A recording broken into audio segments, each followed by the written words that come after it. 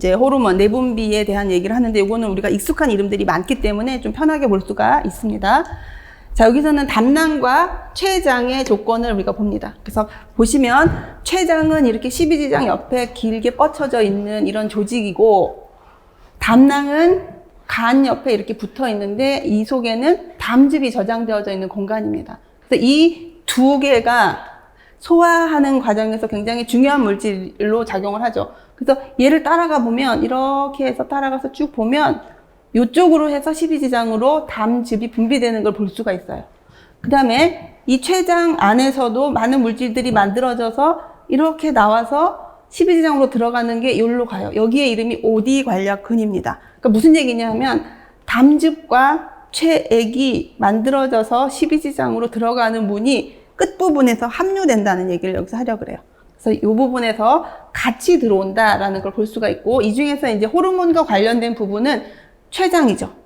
췌장 안에는 호르몬을 만들어내는 랑게르한스라는 섬이 이렇게 있어요. 이 안에는 알파, 베타, 여긴 없지만 델타 세포도 같이 있습니다. 그 세포들이 각각 필요에 따라서 자기가 만들 수 있는 그런 호르몬들을 생성해낼 수가 있는 거죠.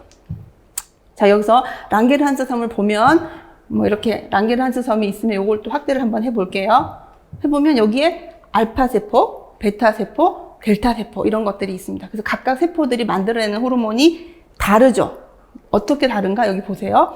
알파 세포에서는 글루카곤이라고 하는 호르몬을 분비하고, 베타 세포에서는 인슐린을, 델타 세포에서는 소마토스타틴이라고 하는 물질을 분비를 하게 되는데, 요거는 이제 나중에 소화를 해야 되는 데서 한번 볼 텐데, 지금 호르몬의 입장에서는 우리 이 두 가지가 중요하게 정리가 되죠. 그래서 글루카곤은 언제 분비가 되느냐? 혈당이 떨어졌을 때 올리고자 할 때 나온다. 인슐린은 혈당이 너무 높을 때 감소시키기 위해서 나온다라고 볼 수가 있습니다. 우리 몸에서는 높아진 혈당을 감소시킬 수 있는 호르몬은 인슐린 하나밖에 없어요. 근데 글루카곤처럼 혈당을 증가시킬 수 있는 물질은 굉장히 많습니다. 그거는 이제 나중에 영양학 같은 데서 보시면 여러분 참고하실 수가 있고, 자, 비슷한 것들만 몇 개 뭉쳐서 보면은 우리가 지금 하고 있는 건 이거죠, 그죠? 그래서 아까 얘기했다시피 인슐린과 글루카곤이 있더라. 인슐린은 글루코즈의 이화작용을 촉진을 하고 글리코겐의 생성을 촉진하면서 혈관 입장에서 보면 자꾸 조직으로 들어가 버리니까 혈중의 당분, 혈당을 떨어뜨리는 역할을 하는데, 글루카곤은 혈당을 올려주는 역할을 하는 거예요. 그래서 이거는 빨갛게 표시를 이렇게 했죠. 그러면 이렇게 빨갛게 표시한 것이 여기 세 가지가 더 있어요. 얘네들이 처음 보는 물질들이 아닙니다. 우리가 호르몬 할 때 다 봤어요. 뭐냐면 성장 호르몬 역시 혈당을 올리는 역할을 하는 거예요. 또 에피네프린, 우리가 앞에서 부신 수지를 할 때 나왔던 이 에피네프린도 사실은 혈당을 올리는 역할을 해요. 당류 코르티코이드, 코티졸이라고 했던 그 물질도 글루코즈를 생성해서 혈당을 올리는 역할을 이렇게 하는 물질들이 있습니다. 그래서 우리가 했던 중요하게 봤던 내하수체 전염에서 나오는 성장 호르몬, 부신 피질에서 나오는 코티졸, 부신 수질에서 나오는 에피네프린, 이런 물질들이 다 혈당과 관련이 있다는 표니까 참고를 해서 보시면 돼요. 여기 보면 빨간색으로 혈당치를 상승시키는 것, 요것을 경계역으로 해서 이 밑에 있는 물질들. 인슐린은 높아진 혈당을 떨어뜨리는 것은 외롭지만 혼자 있는 거죠, 인슐린이. 그러면 인슐린에 문제가 생기면 우리는 다른 대안이 없기 때문에 당뇨에 걸려서 그걸 관리하면서 남은 여생을 살 수밖에 없는 겁니다. 근데 인슐린이 하는 일과 비슷한 일을 하는 하나를 찾은 게 뭐냐면 운동이에요. 운동을 하면 마치 인슐린이 분비되어서 세포가 막 포도당을 이용하려고 하는 그런 작용이 운동을 해도 나타나기 때문에 당뇨 환자는 운동을 하도록 우리가 권유를 하죠. 자, 그 다음에 이제 소화 호르몬입니다. 앞에 있던 것은 당과 관련된 췌장이라면 이 나머지 것들은 위나 소장 등에서 나오는 소화를 시키는 호르몬들의 이름들이에요. 잘 알다시피 가스트린, 콜레시스토키닌, CCK라고 하는 콜레시스토키닌, 세크레틴, 이것은 GIP라고 하는 의약제 시키는 어떤 펩타이드를 얘기를 하는 건데, 가스트린은 분비 장소는 위다. CCK는 소장, 세크레틴도 소장, GIP도 소장이다. 그리고 여기 것들 여러분이 참고를 쭉 해주면 되고, 하는 일은 가스트린이 위산이 촉진이 되게 해줍니다. 그리고 소장과 대장의 운동을 자극합니다. 이것들이 하는 거는 가스트린이 나온다는 것은 소화작용이 막 진행되게 도와주는 역할을 한다는 거고, CCK 역시 마찬가지로 둘이 같이 항상 이제 언급이 되는데 전반적으로 소화가 되는 일을 다 촉진을 하죠. 소화효소 분비 촉진, 담낭을 수축을 해서 담즙이 십이장으로 속히 들어올 수 있게 해주는 역할, 혹은 관략근을 이완시킨다. 세크레틴에 있어서도 쭉 보시면 췌장의 중탄산염을 분비를 촉진을 한다. 그다음에 CCK 작용을 서로 촉진을 해준다. 간에서 중탄산염의 분비를 촉진하겠다. 간에서 중탄산염의 분비를 촉진한다는 말은 담즙을 통해서 중탄산염을 가지고 와요. 근데 왜 여기선 자꾸 중탄산염이 나오는가 하면 나오는 장소가 소장이죠. 소장 윗단계의 소화기관은 위예요, 위. 위에서는 위산이 많이 나오는데 그것을 촉진하는 게 뭐냐면 가스트린입니다. 그래서 가스트린에 의해서 위산이 많이 나와서 음식물이랑 섞여 있으면 이건 산도가 너무 높아. 그러면 소장에 왔을 때 소화효소들이 반응을 하기에 이 환경이 맞지가 않는 거예요. 그래서 어떻게 주는가 하면 중탄산염을 보내서 중화시키려고 하는데 그 소스가 어디냐? 하나는 췌장에서 중탄산염이 나와요. 여기는 소화효소지만 중탄산염이 나오기도 하고, 또 하나는 간에서 담즙을 통해서 중탄산염을 주기도 합니다. 그래서 산성이지만 주변에서 나오는 중탄산염에 의해서 중화가 되면서 약간 7에 가까운 pH를 만들면 소화효소들이 반응하기 좋은 환경이 되는 거죠. 아무튼 여기 있는 것들은 전반적으로 소화를 잘 되게 만들어주는 호르몬이다라고 볼 수가 있어요. 여기에서 좀 더 구체적으로 나와 있는데 마찬가지로 가스트린, 소마토스타틴도 있고 세크레틴, 콜레시토키닌, 위저혈성 펩타이드라고 얘기하는 것들. 만들어지는 장소, 기능들이 있습니다. 이런 생리적인 거는 여기서 언급을 안 하기로 했죠. 참고만 하시면 될 것 같습니다. 근데 여기서는 이런 물질들이 소화기계를 통해서 만들어지는 호르몬이다라는 것. 그래서 소화기 쪽에서도 내분비 기능이 있다라는 것만 참고를 하시면 되고요. 자, 그 다음에는 이제 솜과 샘과 흉선인데 익숙하지 않습니다.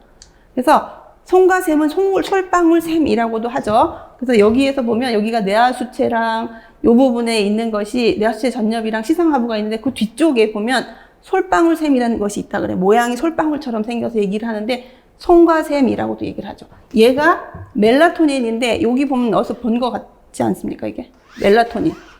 예, 멜라토닌이라는 물질이 나오면 앞에서도 얘기했다시피 생체 시계예요. 그래서 얘가 밤과 낮을 인지를 해서 밤 되면 잠이 오게 하고 아침이 되면 깨어나게 하는 물질이 바로 나오는데 그것도 멜라토닌이라고 하는 호르몬에 의해서 조절을 받는다. 나오는 장소는 솜과 샘이라고 하는 곳이더라. 그 다음에 흉선은 신생아와 소화기 때 이 가슴샘의 흉선이라고 하죠. 여기에서 면역세포가 많이 나와요.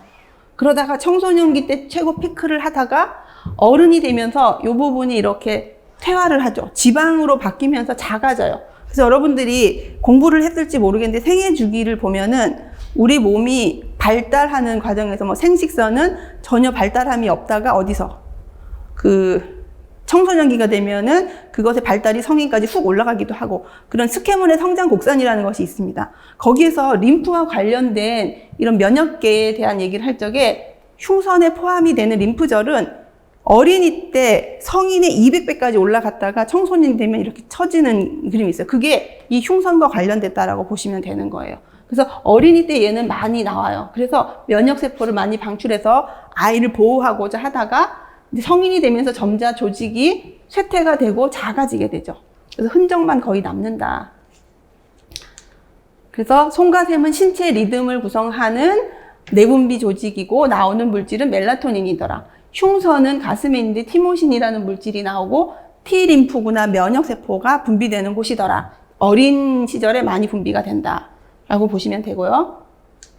생식선 호르몬이 이제 이게 마지막이 될 텐데, 자, 생식선 호르몬은 시상하부하고 또 연결이 돼요. 시상하부에서 생식선 자극 호르몬, 방출 호르몬이 나오죠. 그것을 뇌하수체가 받으면 생식선 자극 호르몬, 방출 호르몬이 나오면 여기서 나오는 호르몬의 이름이 하나가 황체 형성 호르몬, 또 하나가 난포 자극 호르몬. 이렇게 LH하고 FHS라고 하는 것이 이렇게 나왔었어요. 황체 형성 호르몬과 난포 자극 호르몬이 이렇게 나옵니다.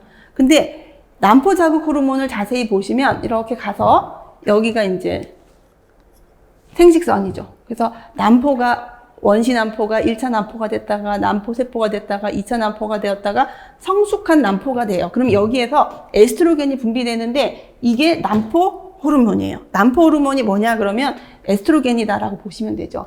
그래서 난포를 자극하는 호르몬이 나와서 이걸 진행을 하면 난포 호르몬인 에스트로겐이 분비가 되고 또 그 다음 단계가 진행이 되면 이 속에 있었던 그 난포에서 배란이 진행이 됩니다. 배란이 되면 사실은 이건 빈집이죠. 여기에 주인은 여기에 있는 난포 속에 있는 물질인데 난포였는데 이 난포가 배란이 되면서 여자가 생리를 하게 되면 빈집이 돼요. 그럼 빈집은 이제 안 쓰냐 그게 아니고 빈집도 나중에 봤더니 정말 중요한 역할을 하기 때문에 얘도 이름을 줍니다. 빈집이 아니고 황체.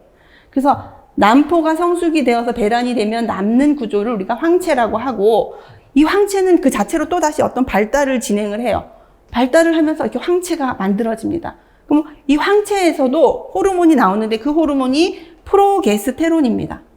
프로게스테론을 우리는 황체 호르몬이라 그래요. 그래서 여러분들이 책을 볼 때 난포 호르몬, 황체 호르몬 나오면 난포 호르몬은 에스트로겐이고 황체 호르몬은 프로게스테론이다라고 구분을 해서 여러분들이 이해를 하시면 됩니다. 그래서 프로게스테론이 나오면 이것은 이제 난포 자극 호르몬의 분비를 억제하기 위해서 뇌하수체 전엽을 자극하는 그 피드백 역할을 이제 한다라고 보면 되는 거죠. 그래서 이것이 그러니까 여성 생식기에서 이 호르몬들의 작용이 활발하기 때문에 여성을 예를 들었는데 난포 자극 호르몬과 황체 형성 호르몬이 여기서 분비되는 과정이 나타납니다. 그래서 난포가 배란이 된 나머지 집이 황체다. 거기서도 황체 호르몬이 형성이 되더라라는 것까지. 이 황체 호르몬과 난포 호르몬은 임신을 하게 되면 생식기가 아니라 그 태반에서도 이 물질이 나와요. 그래서 계속 임신을 잘 진행할 수 있게끔 만들어주는 거기 때문에 프로게스테론이 꼭 생식섬에서만 나온다고 하시면은 그건 틀린 거예요. 나중에 임신을 하게 되면 태반에서도 이 물질과 이 에스트로겐이 다 분비가 가능하다. 이렇게 참고로 상식으로 알아두시면 될 것 같습니다. 그래서 여기서 에스트로겐이랑 프로게스테론에 대한 게 나오죠. 그래서 에스트로겐은 난포에서 분비되는 거다. 프로게스테론은 황체에서 분비되는 거다. 난포에서 배란이 된 나머지를 우리가 황체라고 하는데 거기에서 프로게스테론이 되더라 라는 걸로 진행을 볼 수가 있습니다. 그 다음에 이제 남성 생식 호르몬에 대한 거는 테스토스테론이라는 것이 있어요. 그래서 남자의 생식기에서 만들어지는데 예를 들어서 전반적으로 점점 더 남자를 남성스럽게 만들어지는 과정에서 필요로 하는 것이 바로 테스토스테론이다 라고 정리를 하시면 될 것 같습니다. 자, 이렇게 해서 호르몬에 대한 전반적인 얘기를 너무 깜깜하니까 요거 하나 켜놓고 했습니다. 그래서 여러분들이 지금 본 거는 호르몬의 전반적인 그리고 구체적인 얘기를 한 게 아니에요.